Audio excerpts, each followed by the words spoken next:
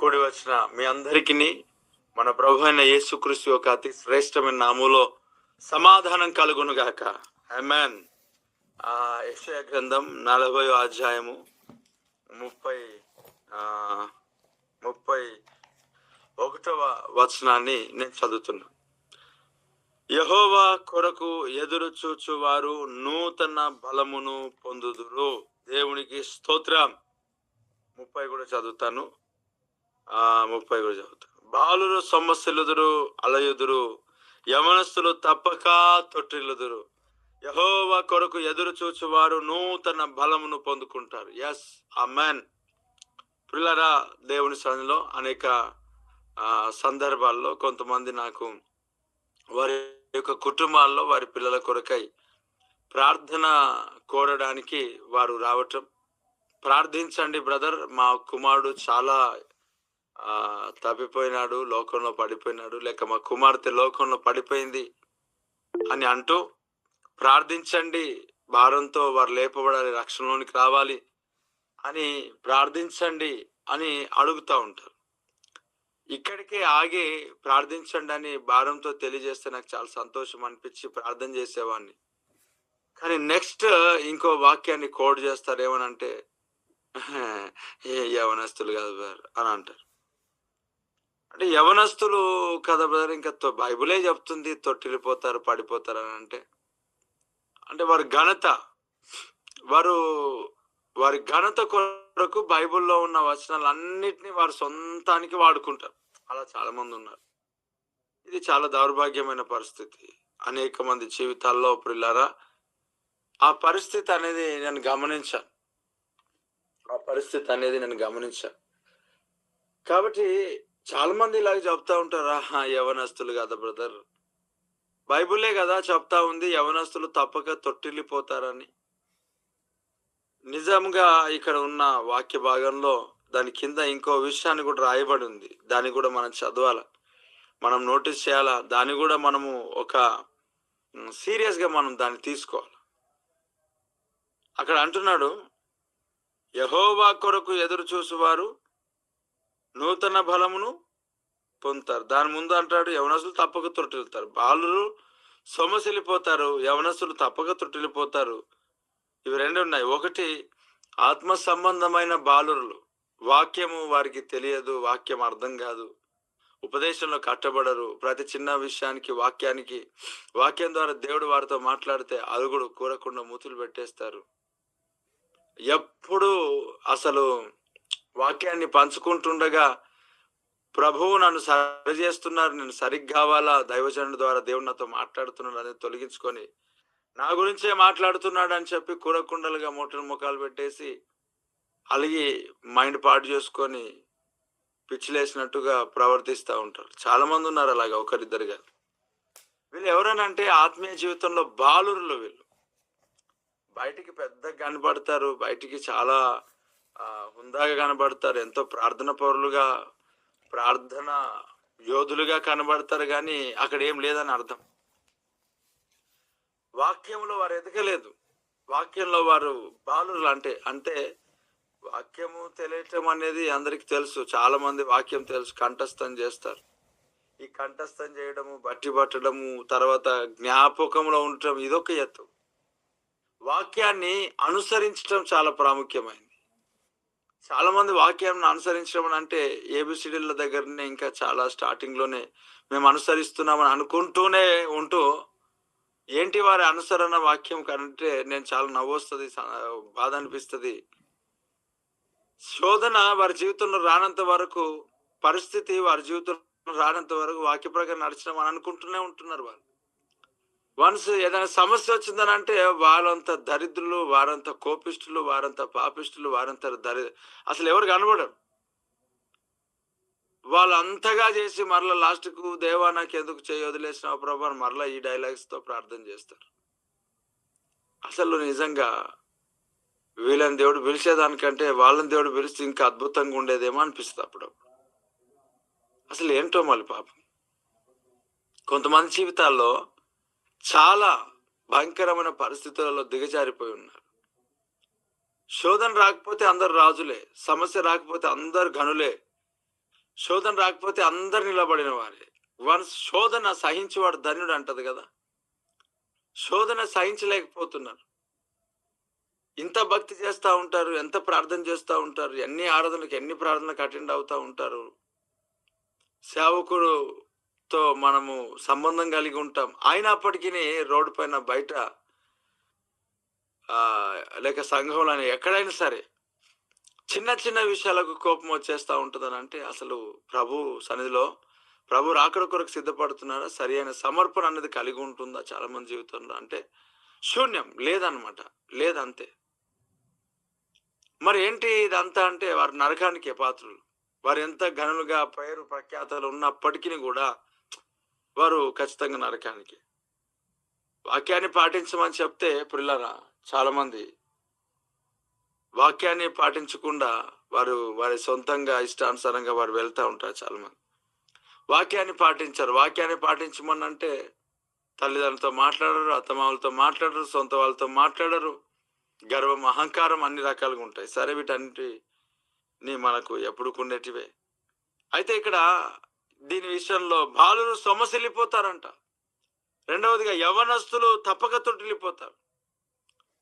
అక్కడ తొట్టిల్లిపోతారంటే యవన కాలంలో దాని మీదనే ఆధారపడిన వాడు తొట్టిల్లుతారు ఖచ్చితంగా. ఇదే విషయాన్ని మన యాకోబు గారు, యోహాన్ గారు రాస్తూ అంటాడు, యవనస్తులు మీరు బలవంతులు, మీరు దుష్టుని జయించి ఉన్నారు అంటాడు కదా. దేవునికి స్తోత్రం, హల్లెలూయా.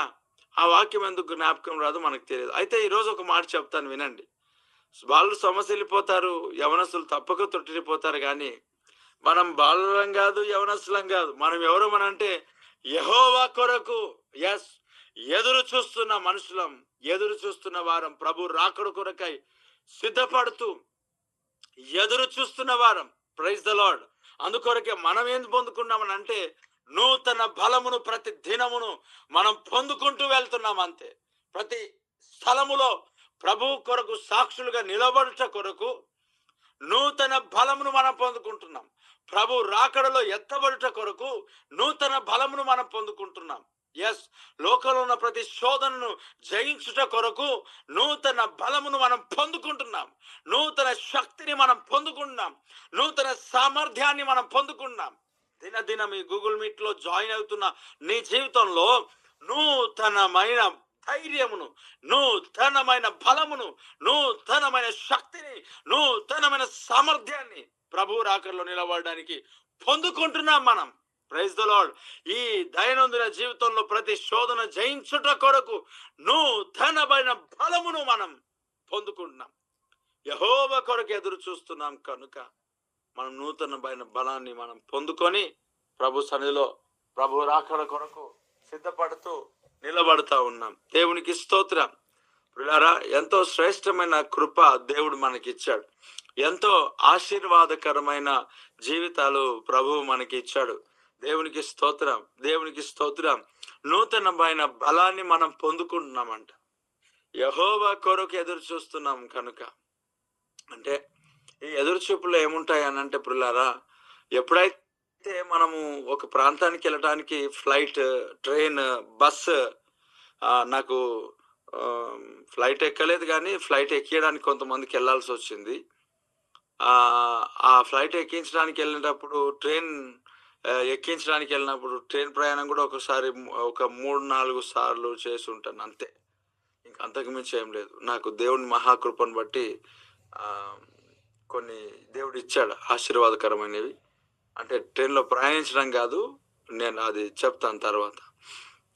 మరి లేదని డౌట్, అదేం పెద్ద మర్మేం కాదు, కానీ కొన్ని నాకు పడవ అంతే. అయితే ఈ వీటిని గురించి నేను కొందరికి ముందుకు సాగడం అంటే వాళ్ళకు అక్కడ వాటి కొరకు మనము తీసుకెళ్ళడానికి వెళ్తాం కదా. అప్పుడు వారు ట్రైన్ కొరకు, ఫ్లైట్ కొరకు లోపలికి వెళ్ళిపోయి కనిపెట్టుకొని కూర్చున్నారు. ఎదురు చూడటం అంటే అర్థం ఏంటంటే కనిపెట్టుకోవడం. అవును, కుడి ఎడమలకు తప్పకుండా లోకం పైన దృష్టి పెట్టకుండా ఫ్లైట్ కొరకు, ట్రైన్ కొరకు, బస్ కొరకు వేచి ఉండటం.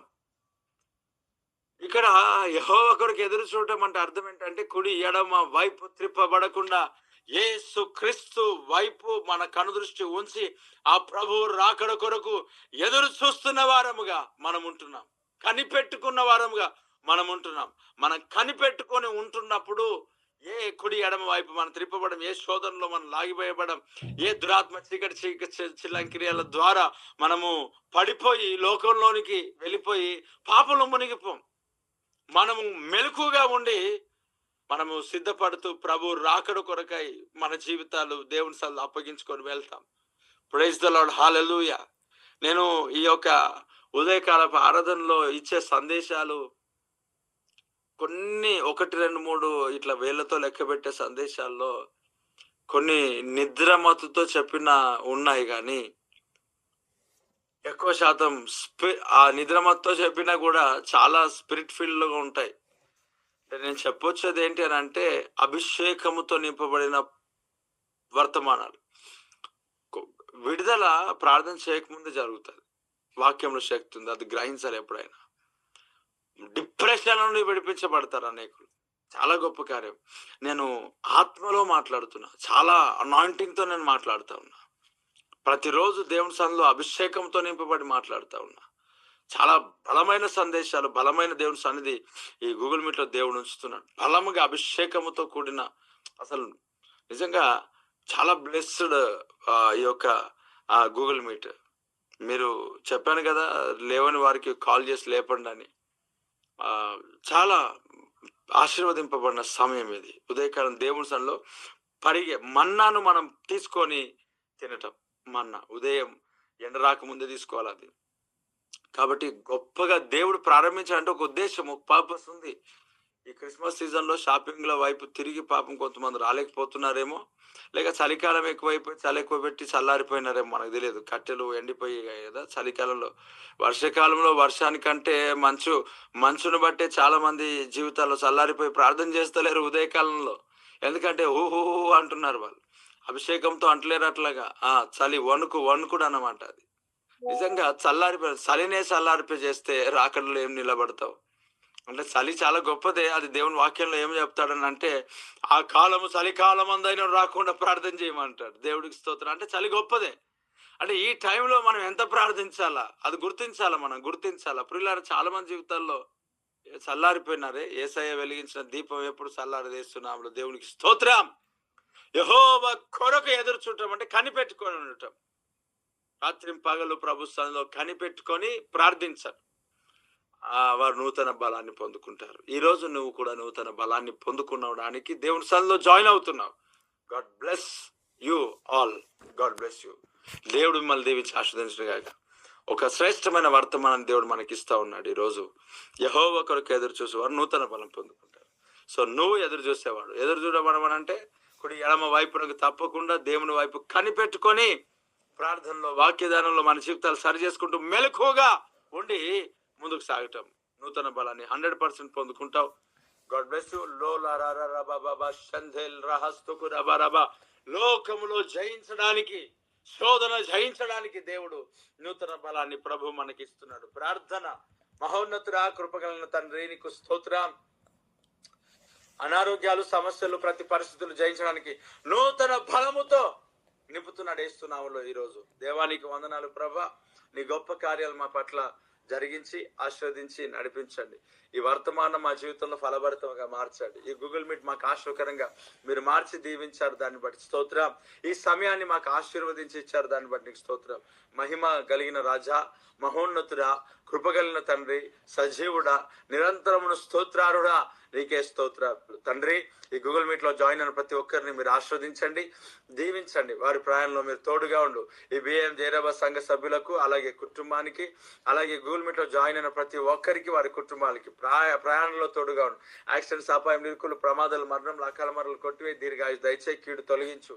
జాబ్స్ దయచేయి, జాబ్స్ లేని వారికి అయ్యా న్యూ జాబ్స్ నోటిఫికేషన్స్ ఈ బిఏఎం జైరాబాద్ సంఘం కొరకు, పరిచర్య కొరకు, కుటుంబాల కొరకు, అలాగే గూగుల్ మీట్ లో జాయిన్ అయిన వారి కొరకు దేవా, వారి కుటుంబాల కొరకు